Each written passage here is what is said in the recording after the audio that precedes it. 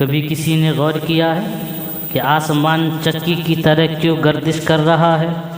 اس کی وجہ یہ ہے کہ اہل بیت رسول اللہ صلی اللہ علیہ وسلم میں سے حضرت فاطمہ الزہرا رضی اللہ تعالی عنہا چکی چلا چلا کر ان کے ہاتھوں پر چھالے پڑ گئے اور حضور کی بارگاہ میں لونڈی کے لیے عرض کیا، اور حضور نے بجائے لونڈی دینے کے تسبیح فاطمہ عطا فرما دی جو آج پوری امت پڑھ رہی ہے۔ تو جس چکی کی وجہ سے اللہ تعالیٰ کی اس قدر حمد و ثنا ہو رہی ہے، اللہ کو اس چکی سے کتنا پیار ہوا ہوگا جس کو خاتون جنت چلاتی تھیں۔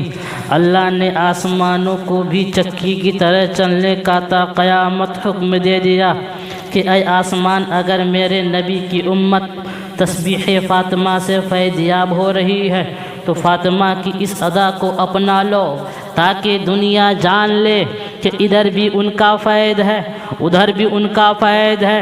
عرش پہ تازہ چھیڑ چھاڑ، فرش پہ طرفہ دھوم دھام، کان جدھر لگائیے تیری ہی داستان ہے۔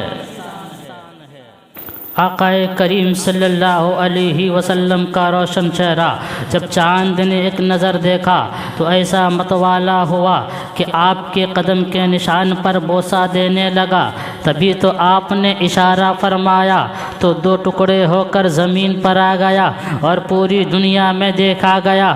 چاند قدموں پر گرا، ان کا اشارہ جو ہوا وہ بھی کیا وقت تھا جب انگلی اٹھائی ہوگی۔ سنو حدیث مبارکہ، حدیث شریف میں ہے، یوں لگتا جیسے آپ کے چہرے سے سورج طلوع ہو رہا ہے۔ ام المؤمنین حضرت عائشہ صدیقہ رضی اللہ عنہا فرماتی ہیں، اگر مصر کی عورتیں میرے حبیب کو دیکھ لیتی تو ہاتھوں کے بجائے دل کاٹ رکھ دیتی۔ مولانا حسن رضا فرماتے ہیں، گلزار جہاں تیرے لیے حق نے بنائے، اپنے لیے تیرا گل رخسار بنایا۔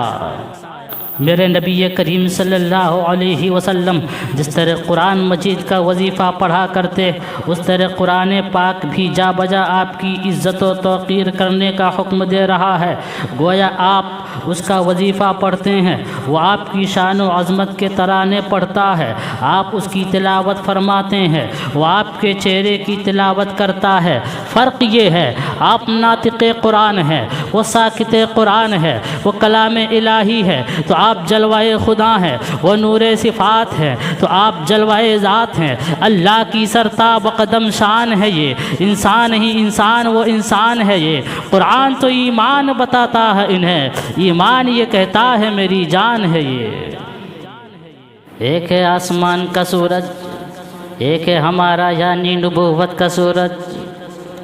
آسمان کے سورج سے ہمارا سورج کہیں افضل ہے کہ آسمان کا سورج صرف دن کو روشنی دیتا ہے اور ہمارا سورج رات کو بھی چمکتا رہتا ہے۔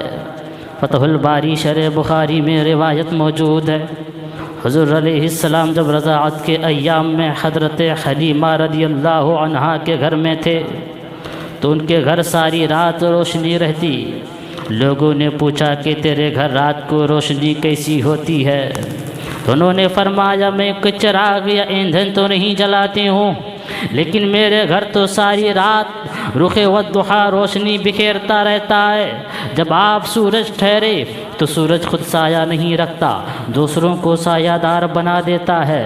لوگ کہتے ہیں کہ سایہ تیرے پیکر کا نہ تھا، میں تو کہتا ہوں جہاں بھر پہ ہے سایہ تیرا۔